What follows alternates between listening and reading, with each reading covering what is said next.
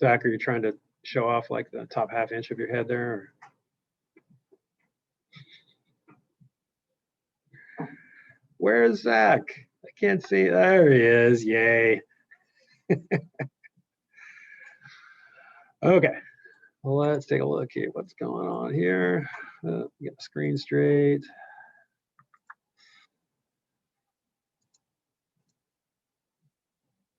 Ugh. Hold on.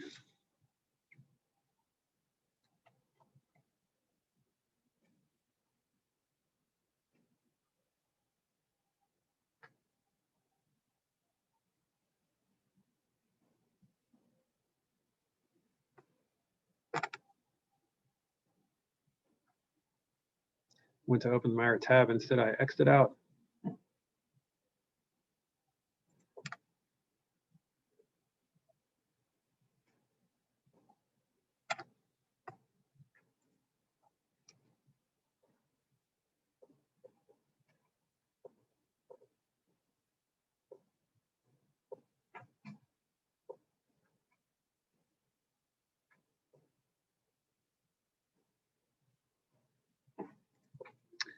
There we go. All right, as you know, grammar 15, due last night. Whoops, I'm hitting all kinds of wrong stuff here. Just trying to zoom in.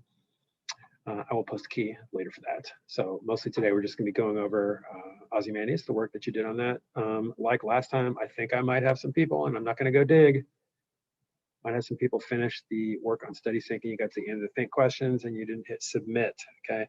If that is you and you only see like 15 points or whatever out of 35, please go back, check that you did that, email me and let me know and I'll get those points in for you, okay? Let's try to not make a mess of that, okay? When you finish something in study sync, you get to the end of it, hit that submit button, just like on Google Classroom. Okay, but before that, can you guys grab your vocab books real fast and we can just kind of go over answers so I don't have to like produce and post a key that you probably won't look at anyway. So our words, while you are grabbing your books, you're shuffling around, you're getting your vocab book. Our words are beget, educe, glean, chafe, effrontery, imbibe, feign, desist, elude, elite, and that's it. Anybody share what they put in the first section, number 1 for lesson 8? Just your words. Not feeling it? You want me to just read them? No, here we go. Trace participation. You said for exercise 1? Yep. Of it? Okay.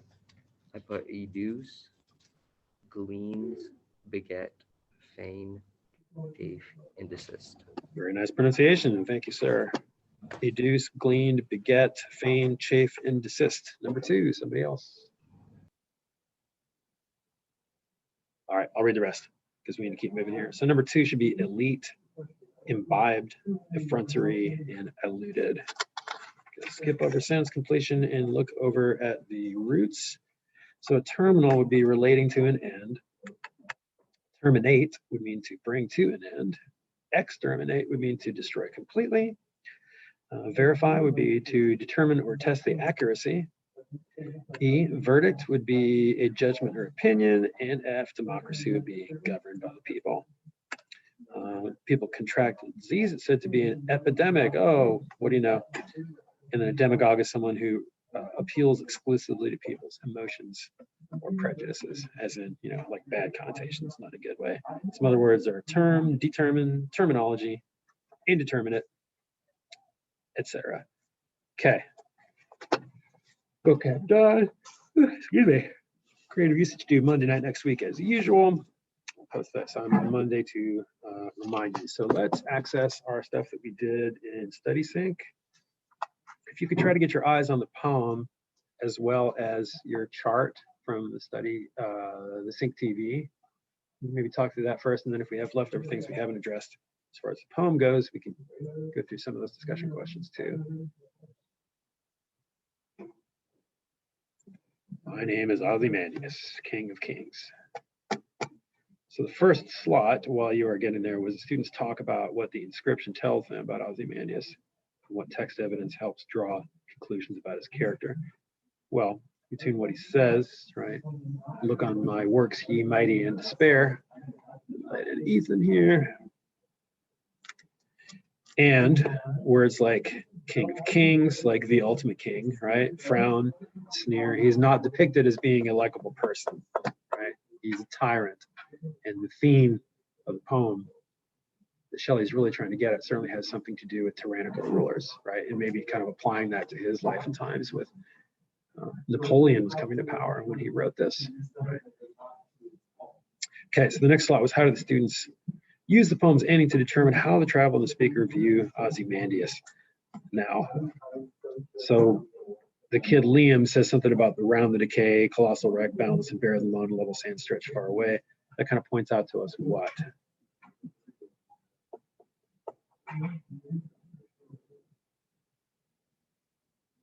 What is the only thing that still stands? That Liam points out, according to him, which is accurate. Looking to you guys. What's left of Ozymandias? What is all that's left? His legacy? Yeah, but is it a good legacy? No. It's not really a legacy that's making people think, wow, he was awesome, right? And that would be a legacy that someone would want, right? Someone wouldn't want to be known for frown and sneer and cold command and things like that, right? So physically, let's talk in a little more literal way, even though a poem has plenty of figurative too. Physically, literally, what's left? Even though the words say, look at my works, right? But what's there?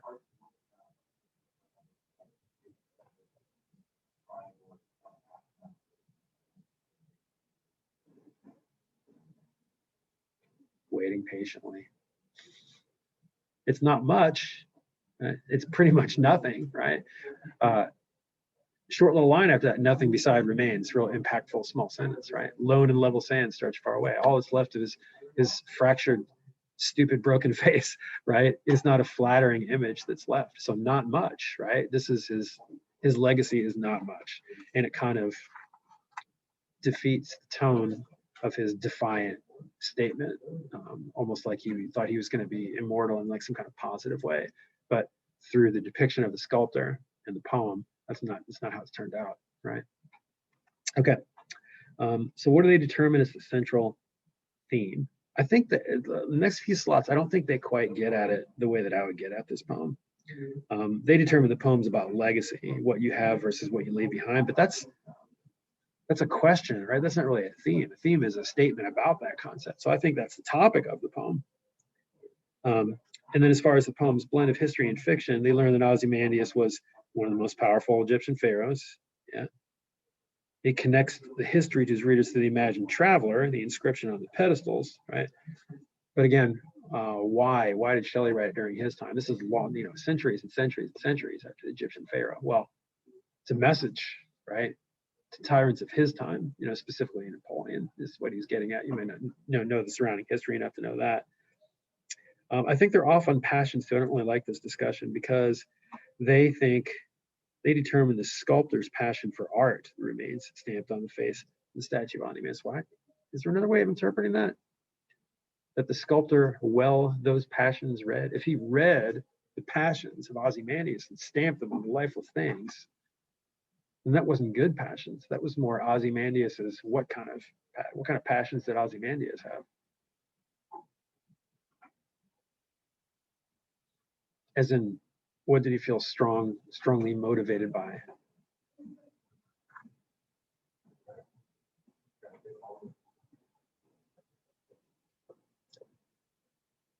What kind of passions was Ozymandias, the real Ozymandias, motivated? Okay, power. Thank you. Right. So those are the passions that are being well read by the sculptor, right? And so by the end of it, what ways did it determine the sculptor and the poet had the power to give Ozymandias what he wanted? See, I think that's kind of ironic. Did did they really give Ozymandias what he wanted? I mean, they made him last forever in a figurative way, sort of, but again, not in a way that gave a good legacy, right? What really, I think, let's think hard about what Shelley means to say really lasts. What can become immortal? Power of one person? No, they're saying that doesn't last. It goes away and you're forgotten or disdained, right? But what entity or work, production is performed or done here and is appreciated and is lasting forever in a sense? I think really, thank you, Elliot.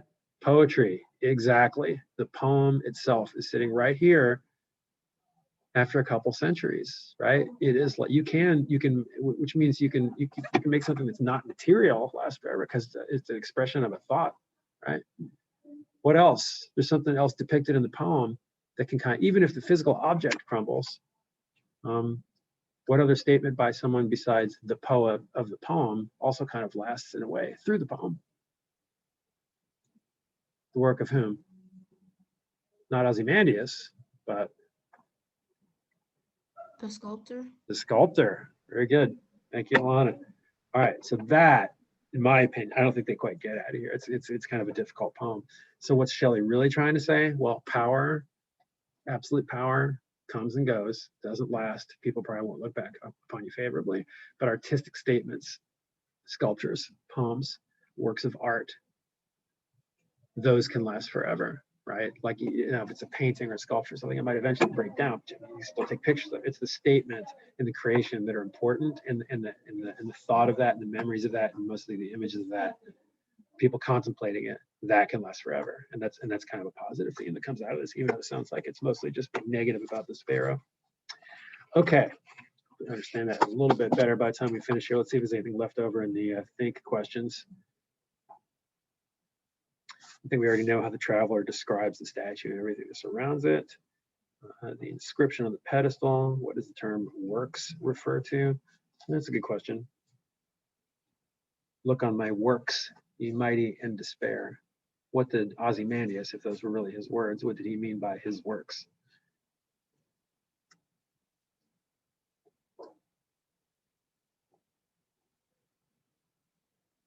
What he has done, right? His power, maybe he's referring to physical buildings or pyramids or statues or something, right? But what's there? Nothing beside remains, right? So it becomes ironic because his words are still there and then there's nothing, right? Ha ha.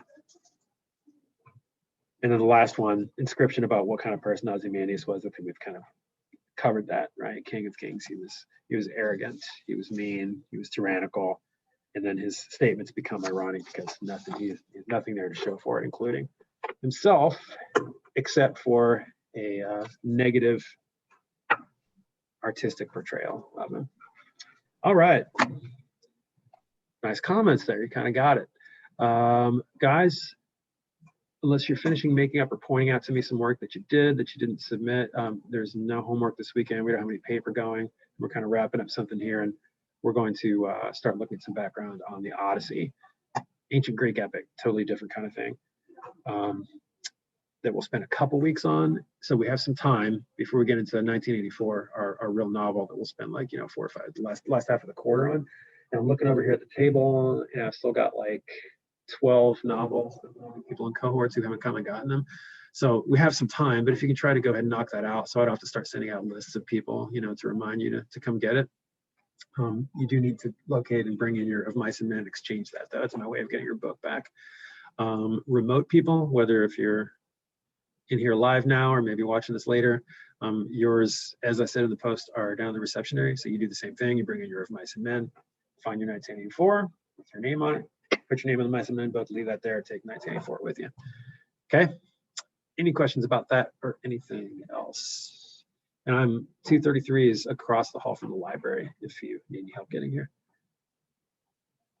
All good, guys? All right, have a great weekend. Take a break, and thank you for being here.